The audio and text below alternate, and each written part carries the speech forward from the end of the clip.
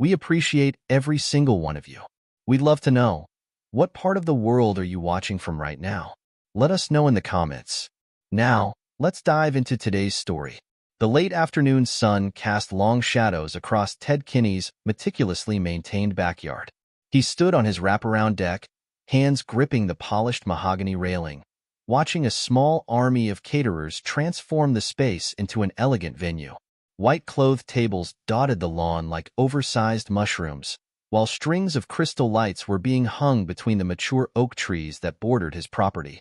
"Table 4 needs to be 3 feet to the left," Ted called out, gesturing to a pair of caterers struggling with a particularly heavy table. "We need clear paths between all the seating areas." At 52, Ted carried himself with the confidence of a self-made man. His salt and pepper hair was neatly trimmed, and his custom-tailored suit fit his athletic frame perfectly. He unconsciously adjusted the new Patek Philippe watch on his wrist, Madeline's latest gift. The timepiece probably cost more than his first construction truck, but that was the kind of life they lived now. Still micromanaging every detail. "I see." A familiar voice called from behind him. Ted turned to see Carol Lancaster, his best friend and business partner of 15 years, approaching with 2 crystal tumblers of scotch. Carol's tie was already slightly loosened, his jacket draped over one arm, a stark contrast to Ted's impeccable appearance. "Someone has to make sure it's done right." Ted accepted the offered drink, taking a small sip. "Macallan 25? Only the best for your 20th, Carol replied, leaning against the railing. "Quite the turnout expected tonight?" Madeline insisted, Ted said, watching another catering van pull into the circular driveway. "Seems half of Boston's elite will be here." The guest list reads like a who's who of New England society. Carol shifted uncomfortably, his expression turning serious. "Ted, there's something you should know about that European investor who's been hanging around the office lately. I've been doing some digging and—" "Darling!" Madeline's voice rang out from the French doors leading to the house. She glided onto the deck, a vision in a champagne-colored Vera Wang gown that probably cost more than most people's monthly salary. At 48, she still turned heads, her blonde hair styled in elegant waves, diamonds glittering at her throat and ears. Behind her strode a tall, distinguished-looking man with olive skin and salt and pepper hair. His Italian suit screamed old money, and his smile carried the confident charm of European aristocracy. "Phil arrived early," Madeline announced, touching Ted's arm with perfectly manicured fingers. "You remember Phil Melendez, the art dealer from Barcelona? He's been so helpful with furnishing the new office building." Phil stepped forward, extending his hand. "Ted, wonderful to see you again. The property is looking magnificent." His accent was subtle but unmistakable, adding an air of sophistication to his words. Ted shook the offered hand, noting how familiar Phil seemed with his surroundings. "Glad you could make it, Phil. I trust your flight was comfortable?" "But of course. Your lovely wife arranged everything perfectly." Phil's eyes lingered on Madeline for a fraction too long. "She has impeccable taste." Before Ted could respond, excited voices called from the lawn. Uncle Phil, Lance and Jeannie, the twins, bounded up the deck stairs. At 16, they were the perfect blend of their parents, or so Ted had always thought. Lance had his father's build and his mother's fair coloring, while Jeannie was a younger version of Madeline with what Ted had assumed was his own dark eyes. "Ah, Ms. Niños." Phil's face lit up as he embraced the teenagers. "You've grown so much since Christmas." Ted frowned slightly. Had Phil been at their Christmas celebration? He couldn't recall, but then again, he'd been busy with the Morrison project deadline. "Did you bring us anything from Barcelona?" Jeannie asked, her eyes sparkling with excitement. Phil laughed, reaching into his jacket. "Would I ever forget?" He produced 2 small wrapped packages. "But these are for later, yes?" Carol cleared his throat. "Ted, about what I was saying." "Darling," Madeline interrupted smoothly, "the band needs to know where to set up. Would you mind?" Ted nodded, downing the last of his scotch. As he walked away, he could hear Phil asking the twins about their studies, speaking with the familiarity of a close relative rather than a casual business acquaintance. The next hour passed in a blur of logistics and greetings as guests began to arrive. Ted found himself playing the role of gracious host, shaking hands, accepting congratulations, and making small talk about business and politics. Yet he couldn't shake a growing sense of unease. From across the rapidly filling backyard, he caught sight of Kimberly Orr, his secretary of 12 years. She was standing near the bar, her expression troubled as she watched him.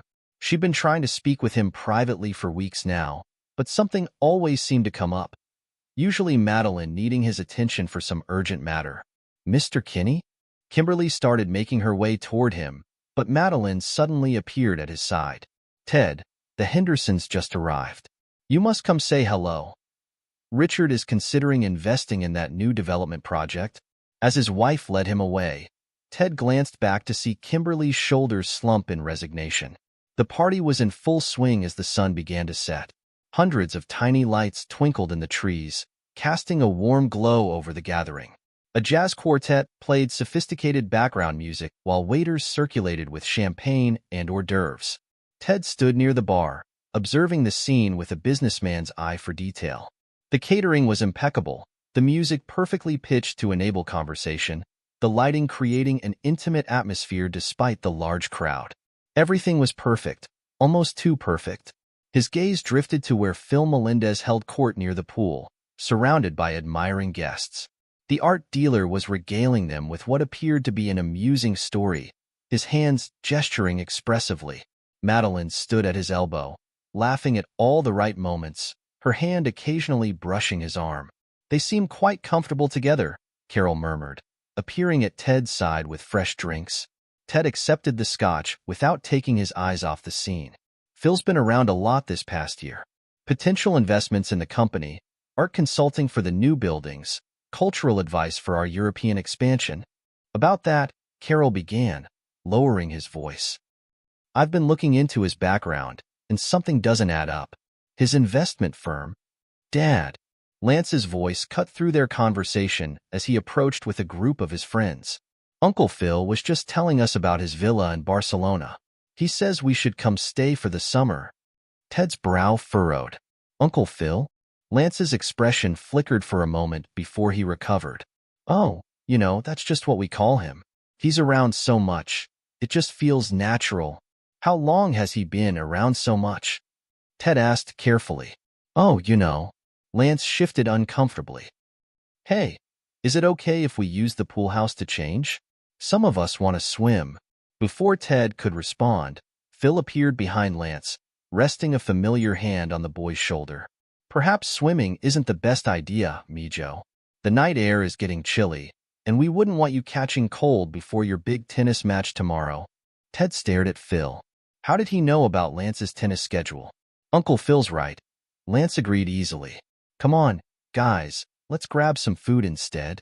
As the teenagers moved away, Phil gave Ted a practice smile. Wonderful boys you have, Ted. They remind me so much of myself at that age. The same spirit, the same fire in their eyes. Ted forced himself to return the smile, even as something cold settled in his stomach. They're good kids. Take after their mother mostly. Ah, yes. Phil's eyes drifted to where Madeline was chatting with some guests. Madeline is exceptional. You're a lucky man, Ted.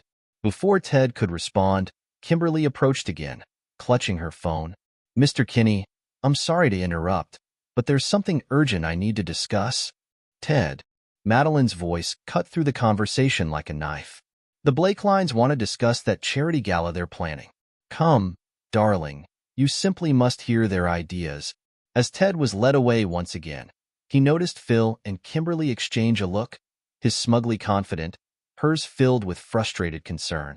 The night wore on, and Ted found himself watching his family with new eyes. He noticed how Jeannie gravitated toward Phil, showing him her recent school photos on her phone. The art dealer's comments suggested an intimate knowledge of her life, her horseback riding lessons, her struggles with calculus, her dreams of studying in Europe.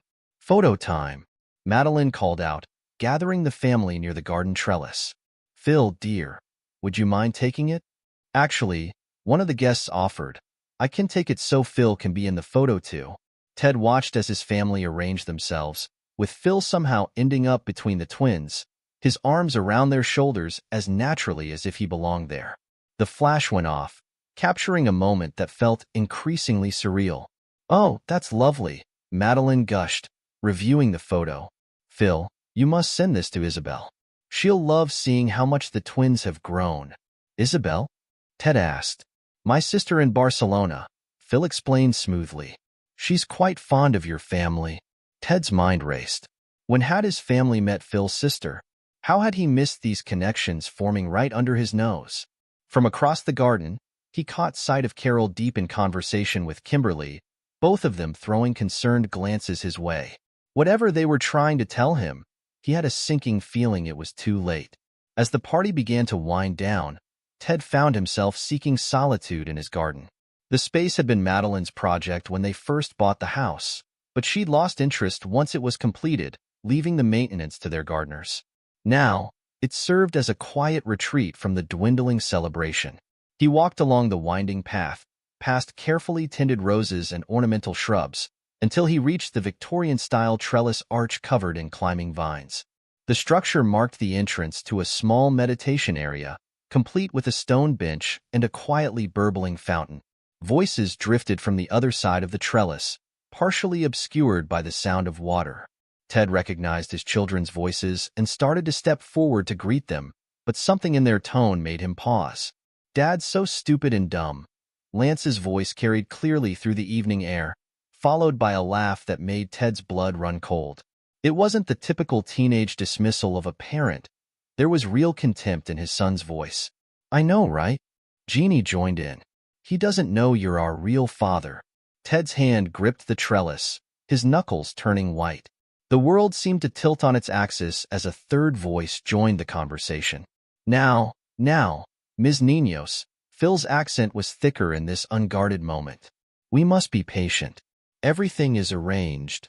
"But it's been forever," Jeannie whined. "Mom says once the inheritance comes through, we'll all move to your house in Europe. She's already packed most of her jewelry." "Your mother is enthusiastic," Phil chuckled. "But these things take time. The accounts must be properly prepared. The paperwork must be perfect. One small mistake could ruin everything." "I don't see why we have to wait," Lance grumbled. "It's not like he suspects anything. He's too busy with his precious company to notice what's happening in his own house."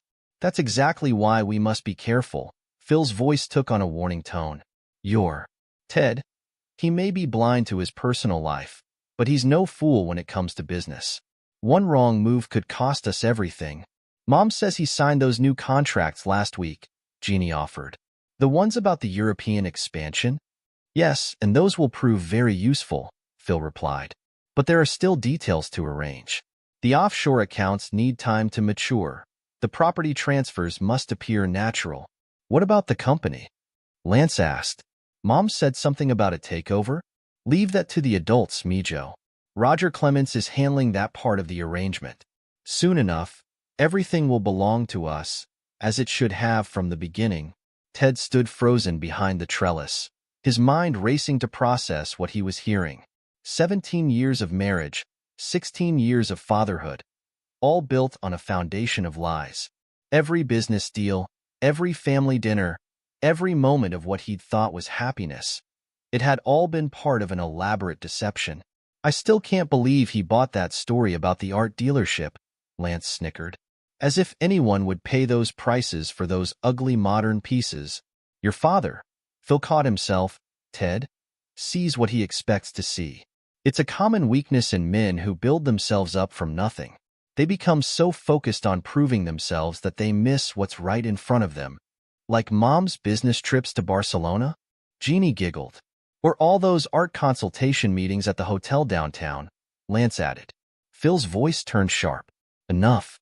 Your mother and I have protected you from the uglier aspects of this situation, but never forget what's at stake.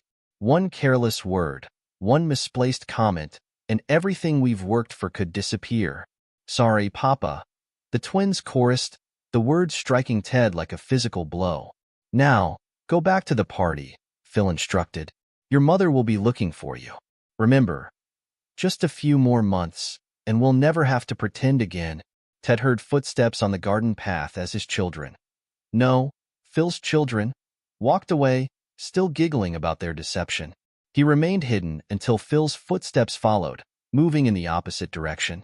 When he was finally alone, Ted sank onto the stone bench, his legs no longer able to support him. The fountain bubbled cheerfully beside him, its sound now seeming to mock the destruction of his world. Everything made sense now. The interrupted conversations with Carol and Kimberly, Madeline's sudden interest in the European expansion projects, the twins' increasing distance from him. All the pieces were falling into place, forming a picture of betrayal so complete it took his breath away. He pulled out his phone, looking at the family photo from earlier that evening. They were all smiling at the camera, a perfect family portrait. But now he could see what he'd been missing. The way Madeline leaned slightly toward Phil, the natural way the twins fit under his arms, the subtle signs of conspiracy in their expressions. A message notification popped up on his screen, Kimberly trying one last time to warn him. Below it was an email from Roger Clements, his supposed colleague, probably containing another piece of the trap they were laying for him. Ted stood slowly, slipping his phone back into his pocket. The garden path stretched before him, leading back to the party where his wife, his children, and the man who had stolen them continued to play their roles in this elaborate charade. The quiet rage building inside him was tempered by years of business experience. He'd built his empire from nothing once before. He could do it again, but this time, he'd make sure those who betrayed him lost everything in the process. As he emerged from the garden, Ted's face showed nothing of his inner turmoil. He joined a group of guests, laughing at their jokes and discussing business prospects as if his entire world hadn't just crumbled around him. After all, he had learned something valuable tonight. Sometimes the perfect lie wasn't the one you told others, but the one you told yourself. Across the yard, he caught Carol's eye and gave a slight nod. Whatever his friend and Kimberly had been trying to tell him, he already knew the worst of it. Now it was time to plan his countermove, and Ted Kinney hadn't become successful by playing defense. The party continued around him, crystal glasses clinking, music playing, and conversations flowing. On the surface, nothing had changed. But beneath the perfect facade, the first cracks had appeared, and Ted knew that when the breaking finally came, it would shatter everything in its path. The morning after his 20th wedding anniversary party, Ted Kinney sat in his home office, staring at the family portrait on his desk. The first rays of sunrise filtered through the windows, casting long shadows across the room. He hadn't slept. How could he, after what he'd discovered? The sound of Madeline's soft breathing drifted from their bedroom down the hall. She had no idea he'd spent the night reviewing old photos, financial statements, and correspondence, seeing them all with new eyes.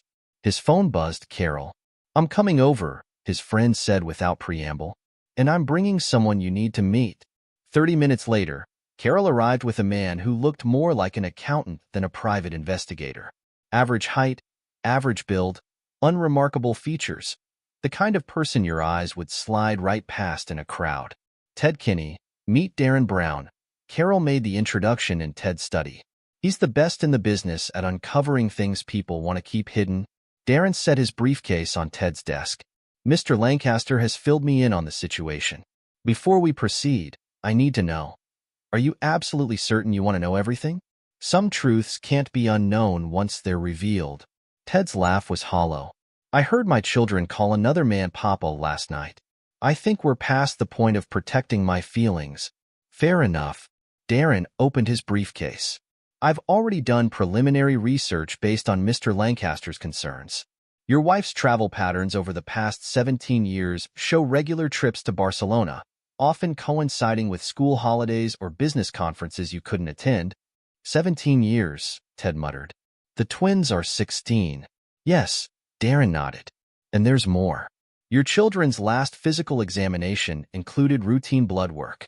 With the right access, those samples could be repurposed for DNA testing."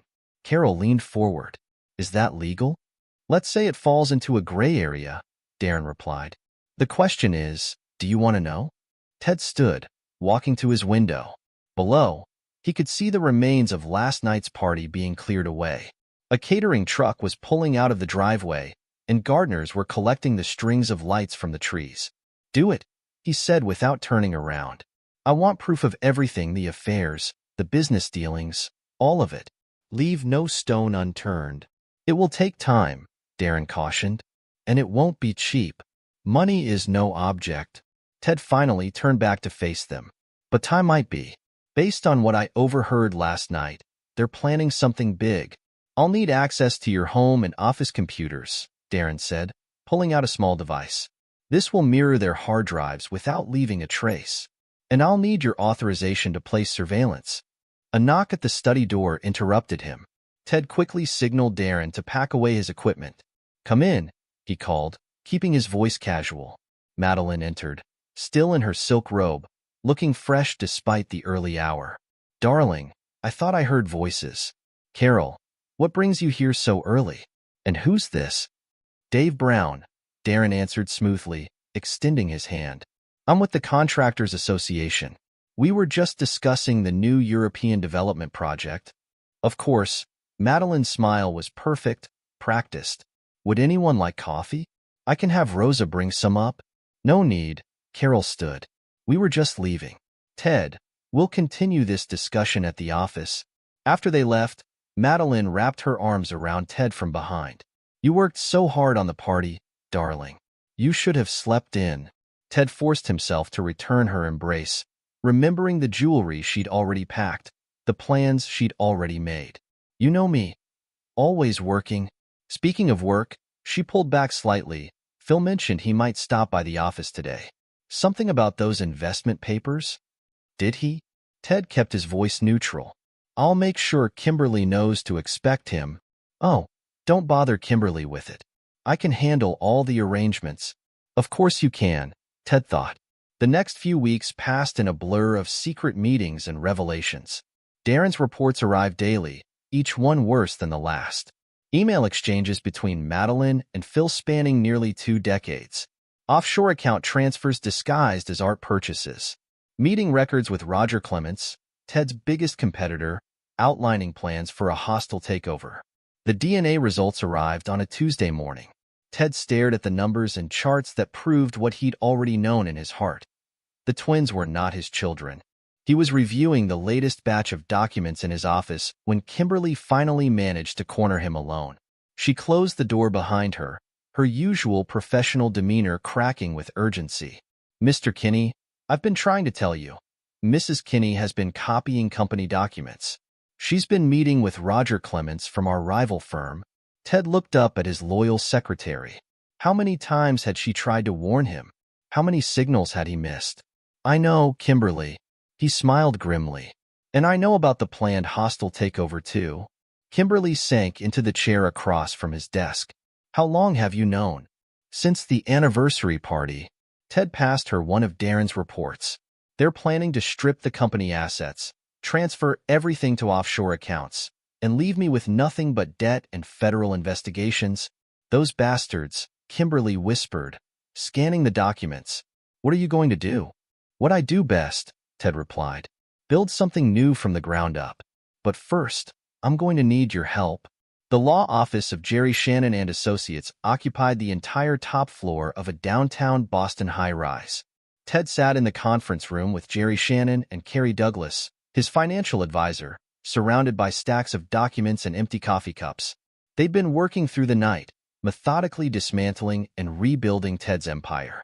"The company shares will be transferred to a new holding corporation," Jerry explained, pushing his wire-rimmed glasses up his nose. "Your personal assets will be moved to unreachable trusts. They won't get a dime." Carrie nodded, pulling up complex spreadsheets on her tablet. "I've arranged for the sale of your European properties. They'll close the day you leave. The timing has to be perfect. We can't tip our hand too early." "What about the twins' trust funds?" Ted asked, his voice tight. "Already dissolved," Carrie replied softly. "The money has been transferred to educational trusts for your employees' children. Legally, it's untouchable." Ted stood, walking to the window. Below, Boston's financial district was coming to life. Early morning workers hurrying through the streets like ants. "Ted," Jerry's voice was gentle. "Are you sure about this? These moves, they're permanent. Once we set this in motion, there's no going back." "They made their choice 17 years ago," Ted replied without turning around. Now I'm making mine. There's something else you should see, Carrie said, pulling out another file. We've been tracking Phil Melendez's art dealings. They're not just a cover for his relationship with Madeline.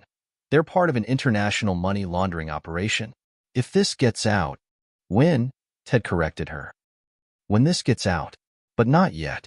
First, we need to make sure everything's in place. The next few weeks required Oscar-worthy performances from Ted. He maintained his routine perfectly, playing the role of oblivious husband and businessman.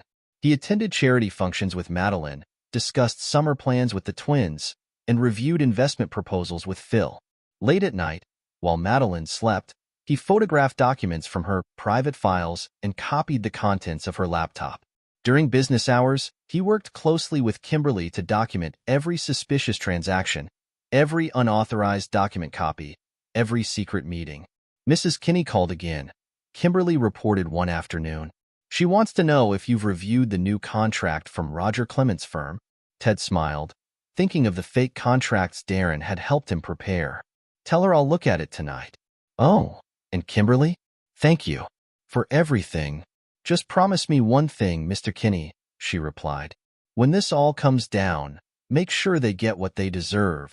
Oh, they will, Ted assured her. They definitely will. The final piece of Ted's plan came together over dinner at an exclusive restaurant in downtown Boston.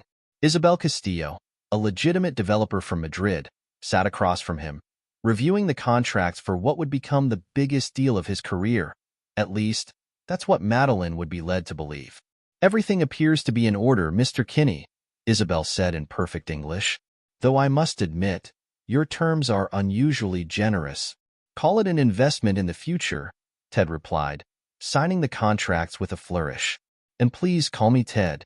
Later that evening, he presented the deal to Madeline over dinner in their formal dining room.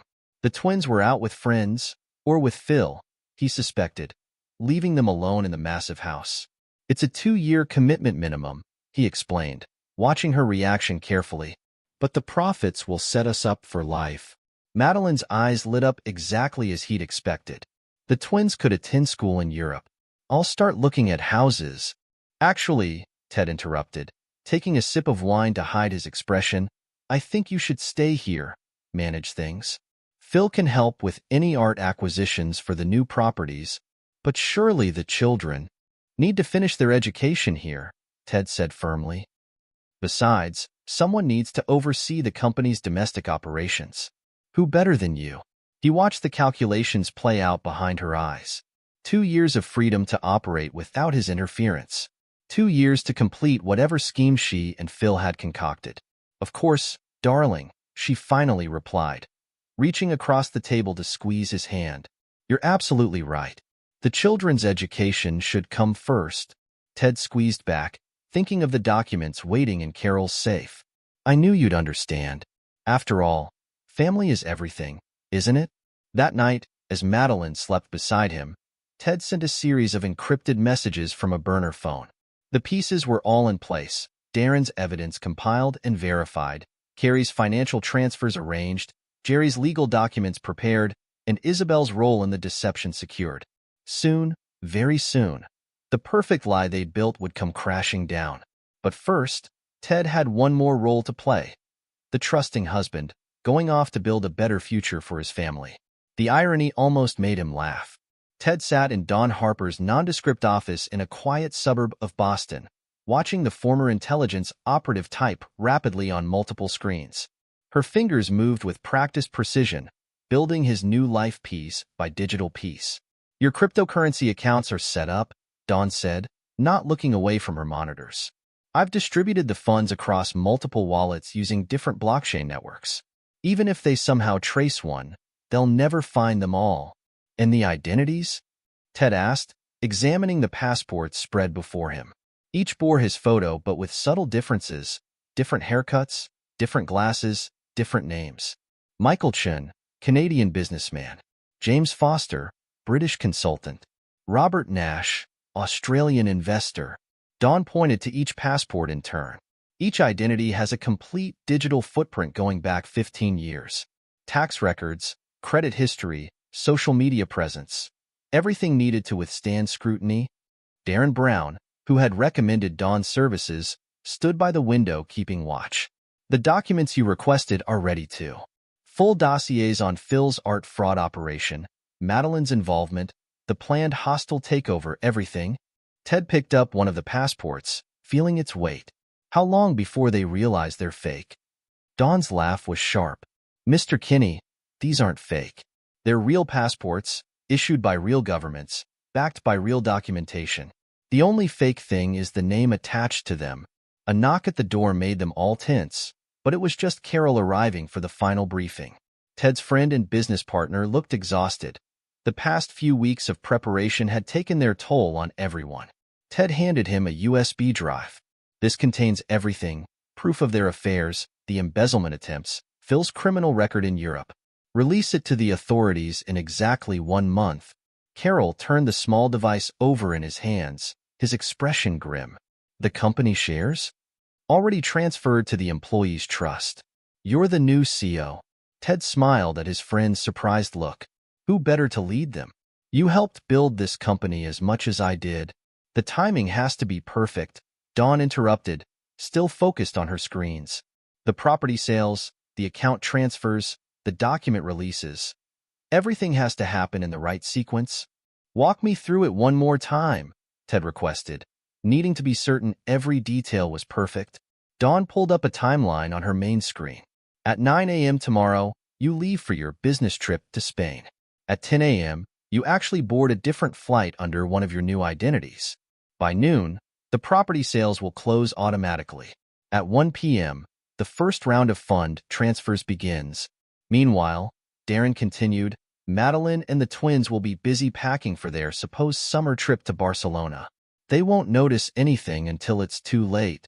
Kimberly has her instructions, Carol added. She'll execute the final phase of document distribution once I give the signal. SEC, FBI, major news outlets. They'll all receive the evidence simultaneously. Ted stood, walking to the window. Somewhere across the city, his family.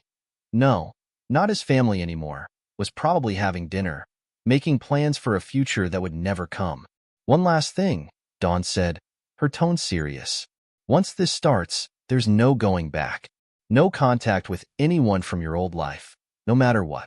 Are you absolutely sure about this?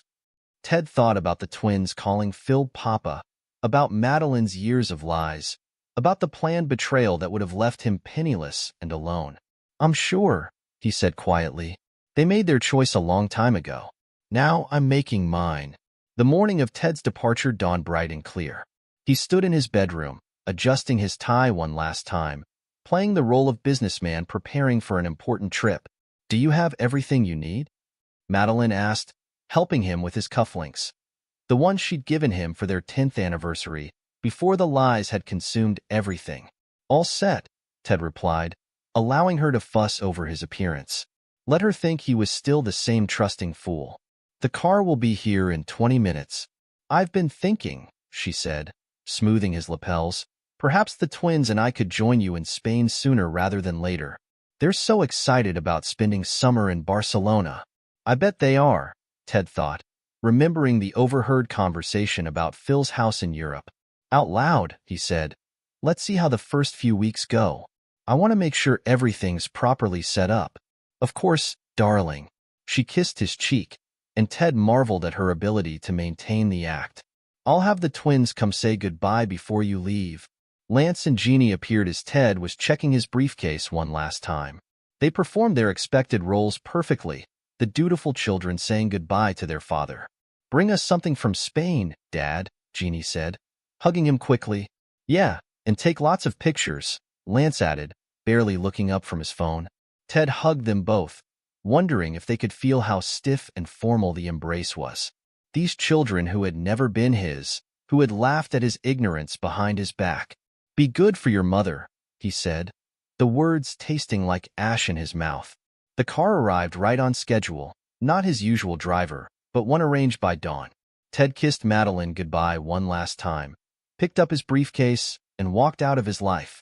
As the car pulled away, he saw Madeline already on her phone, probably calling Phil with updates. The twins had already disappeared back inside, uninterested in watching their supposed father leave. The car didn't head to Logan International as expected. Instead, it took a series of carefully planned detours, eventually arriving at a private airfield where a different plane waited. Ted Kinney boarded a flight to Madrid. Michael Chun boarded a flight to Bangkok. Back in Boston, Madeline was already helping the twins pack for their summer in Barcelona. She hummed happily as she sorted through her jewelry, deciding what to take, unaware that her carefully planned future was dissolving with each passing hour. In her office at Kinney Construction, Kimberly sat at her computer, waiting for Carol's signal. Multiple emails were drafted, each containing carefully selected documents and evidence. The recipients included the SEC, FBI, and major news outlets. Her finger hovered over the send button, ready to execute the final phase of Ted's plan. 1 month later, Madeline Kinney's morning routine was interrupted by a loud pounding on the front door. She opened it to find federal agents with search warrants, and her world began to crumble. The morning paper lay on her designer coffee table, its headline screaming in bold type, "Construction Magnate's Empire Reveals Massive Fraud Scheme." Below it, smaller headlines added to the devastation. "Art Dealer's Money Laundering Operation Exposed" and "Corporate Espionage Plot Uncovered." Lance stormed into the living room, waving his phone. "Mom, my tuition payment bounced. The school says I can't come back next semester." Before Madeline could respond, Jeannie rushed in from the garden. "My writing instructor just called. All my competition entries have been canceled. She says our checks were rejected." Madeline's own phone was buzzing constantly with notifications. Their assets were frozen. The houses, all of them, had been sold weeks ago. The company had been transferred to employee ownership. "This is impossible," she whispered, trying to access their accounts. Every password had been changed, every trust fund dissolved. Phil wasn't answering his phone. His art gallery was closed, a notice of federal investigation posted on the door. His house in Barcelona, the one they'd planned to escape to, had been seized by European authorities. The twins sat shell-shocked on the designer couch that probably wouldn't be theirs much longer. Their dreams of European luxury had evaporated like morning mist. No more private school, no more equestrian competitions, no more pretending to be part of Boston's elite. "How could he do this to us?" Lance demanded, his arrogance crumbling in the face of reality. "Do this to us?" Jeannie's laugh was hysterical. "We're the ones who betrayed him. We're the ones who—" She trailed off as federal agents began cataloging the home's contents. Madeline sank into her favorite armchair, the same one where she'd sat plotting with Phil all those years. The newspaper articles painted a damning picture: decades of fraud, money laundering through fake art sales, corporate espionage, planned hostile takeover. Every secret exposed, every lie revealed. Meanwhile, on a sunny beach in Thailand, Ted, now living as Michael Chen, sipped a cocktail and read the news on his tablet. His old life had burned to ashes, but from them, he'd built something new: freedom. His phone, a secure line known only to Carol, buzzed with a message. He opened it to find a series of news articles: "Boston socialite and international art dealer indicted for fraud," and "DNA Scandal Rocks Private School as Paternity Questions Emerge." Attached was a photo taken by one of Carol's contacts, Madeline being led into the federal building for questioning, her designer clothes and perfect makeup unable to hide her devastation. Behind her, Phil was being escorted in handcuffs, his sophisticated facade shattered. The twins, their parentage now public knowledge, faced their own crisis. Their friends had turned on them, their social media accounts flooded with mockery and disdain.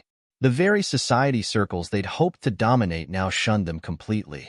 Ted closed his tablet and walked along the shore, watching the sunset paint the sky in brilliant colors. The warm sand between his toes felt nothing like the manicured lawns of his Boston estate. The sound of waves replaced the noise of corporate boardrooms. A message from Dawn confirmed that his new identities remained secure, his cryptocurrency fortune untraceable. She'd kept her word. He'd vanished completely, leaving behind a perfectly executed plan that dismantled the lies his life had been built on. Carol's final update was brief. "It's done? They'll never recover from this." Ted typed back a simple response. "Good." He slipped the phone back into his pocket and continued his walk along the beach. Sometimes, the best revenge wasn't about violence or confrontation. Sometimes, it was simply about living well and letting karma handle the rest. The sun dipped below the horizon, taking with it the last remnants of Ted Kinney's old life. Tomorrow would bring a new day, a new identity, a new beginning. But for now, he simply walked along the shore, finally at peace with the knowledge that justice, in its own way, had been served. Epilogue. 5 years later. The Federal Correctional Institution in Danbury, Connecticut, was a far cry from the luxury Madeline Kinney had once known. Her designer clothes had been replaced by prison orange, her spa treatments by strictly scheduled yard time. After 5 years, she still hadn't adjusted to the harsh fluorescent lighting that made her premature wrinkles more pronounced. "Visitor for you, Kinney," the guard announced, leading her to the visiting area. Jeannie sat at one of the metal tables, looking nothing like the privileged teenager she'd been. At 21, she wore simple clothes from a discount store, her once perfectly maintained hair pulled back in a practical ponytail.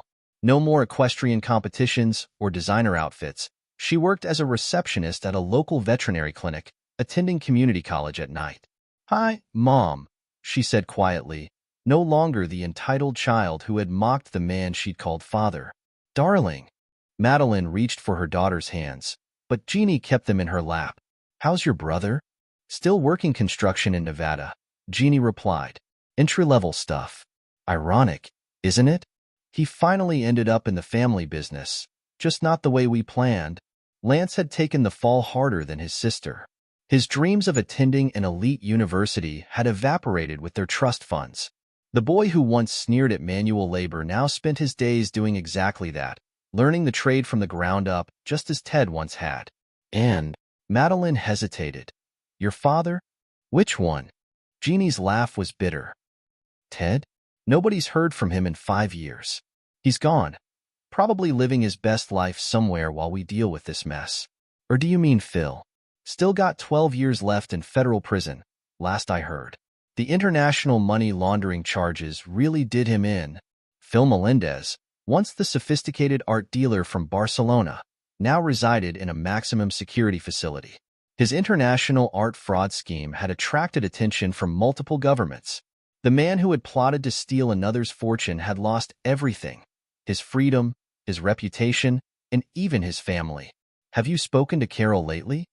Madeline asked, trying to change the subject. "Why would he speak to me? He's busy running the company, successfully, I might add. They just opened their 5th international office." Jeannie's expression hardened.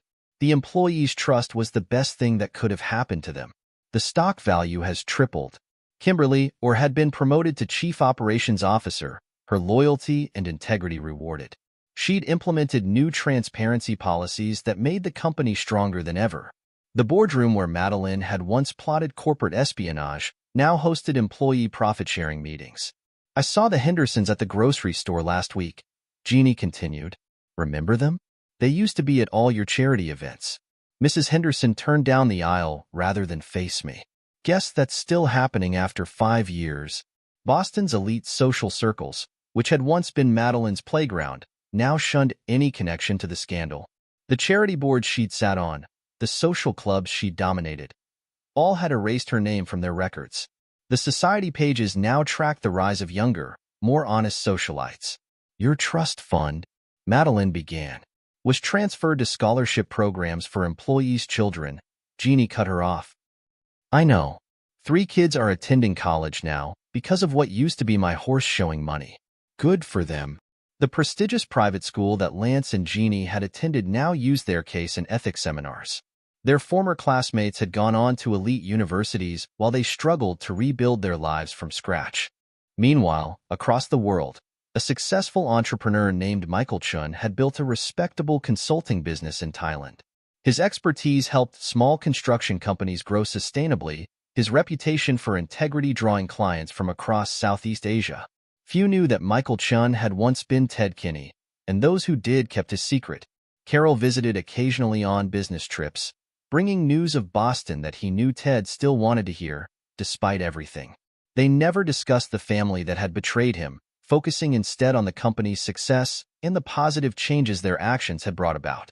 Ted had found peace in his new life. His beachfront home was smaller than his Boston mansion, but filled with genuine friendships and honest relationships. He'd even started dating again, a local businesswoman who appreciated him for who he was, not what he owned. Dawn Harper had done her job well. Despite extensive investigations, no one had ever tracked down Ted Kinney or his fortune. The cryptocurrency wallets she'd established remained secure, their contents funding charitable works through untraceable donations. Ted had found that helping others anonymously brought more satisfaction than all his previous displays of wealth. Darren Brown still worked as a private investigator in Boston, his role in Ted's disappearance known to very few. He'd gained a reputation for exposing corporate fraud, his experience with the Kinney case making him particularly effective. Occasionally, he'd receive an anonymous tip that helped crack a case. The emails untraceable, but the writing style oddly familiar. Back in the prison visiting room, Madeline watched her daughter stand to leave. "Will you come again next month?" "I don't know, Mom. Between work and school. We'll see." Jeannie paused. "Lance asked me to tell you. He's using Dad's name now." Ted's name. Said it's a reminder to be a better person. After Jeannie left, Madeline returned to her cell, past the common room where a television played the local news. A story about Kinney Construction's latest charitable initiative caught her attention, a program providing construction training to underprivileged youth. She watched Carol Lancaster present the project, standing confidently where she had once expected Phil to stand. That night, in her narrow prison bed, Madeline dreamed of her old life, the parties, the plotting, the perfect lies. She woke to the reality of concrete walls and strict schedules, another day of consequences stretching before her. On the other side of the world, Ted sat in his beach house office, reviewing reports from his consulting business. A framed photo on his desk showed him with a group of local builders whose businesses he'd helped develop. Their success had become his redemption, their gratitude washing away the bitterness of his past. His phone buzzed, a message from Carol. "Just met your namesake. Lance is doing well in Nevada, working hard, learning the trade. He asks about you sometimes, through channels. Should I tell him anything?" Ted stared at the message for a long time before replying. "Tell him hard work and honesty build stronger foundations than quick schemes and lies. He'll understand eventually." The sun was setting over the ocean, painting the sky in colors no artist, certainly not Phil, could capture. Ted stepped onto his balcony, breathing in the salt air. His tablet showed news from Boston, another charity initiative from his old company, another success story from the employees' trust, another small piece of good growing from the ashes of betrayal. 5 years had changed everything, and nothing. The perfect lie had been exposed, its architects punished, its victims either redeemed or condemned by their own choices. Ted had lost a false family but gained a true purpose. His revenge had been complete, but his victory lay not in their downfall but in his own resurrection. As darkness settled over the beach, Ted raised a glass to the horizon. "To karma," he whispered, "the great equalizer." In prison cells and construction sites, in veterinary clinics and corner offices, in Boston's society gatherings and Thailand's business meetings, the ripples of one man's response to betrayal continued to spread. Some called it revenge, others called it justice, but Ted knew the truth. Sometimes the best revenge was simply living well and letting time reveal the consequences of each person's choices. The perfect lie had crumbled, but from its ruins, various truths had emerged. Some bitter, some sweet, all transformative. In the end, everyone had received exactly what they had earned. No more, no less. And perhaps that was the greatest justice of all. This is where our story comes to an end. Share your thoughts in the comments section. Thanks for your time. If you enjoy this story, please subscribe to this channel. Click on the video you see on the screen, and I will see you there.